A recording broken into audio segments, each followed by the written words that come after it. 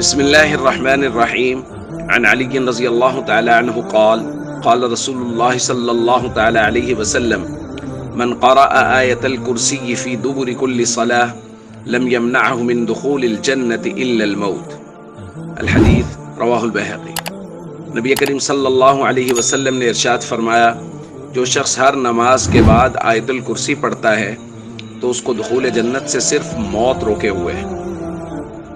دوستو، فرائض کے بعد کے اذکار کا ذکر ہو رہا ہے اور انہی میں سے ایک آیت الکرسی پڑھنا ہے کہ اللہ کو آیت الکرسی پڑھنا فرض نماز کے بعد اس قدر پسند ہے کہ نبی کریم صلی اللہ علیہ وسلم فرما رہے ہیں کہ جب ہی یہ شخص دنیا سے جائے گا فوراً اللہ اس کو جنت میں داخل فرمائیں گے۔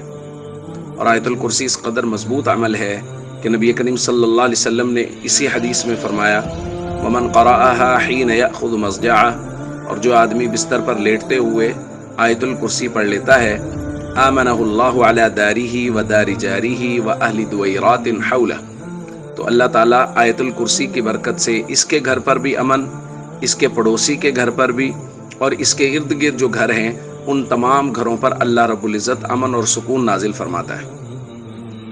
تو دوستو، آیت الکرسی بڑا ہی مجرب اور بہترین عمل ہے۔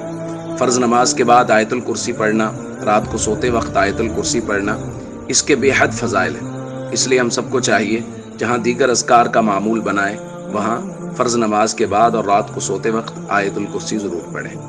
السلام علیکم ورحمۃ اللہ وبرکاتہ۔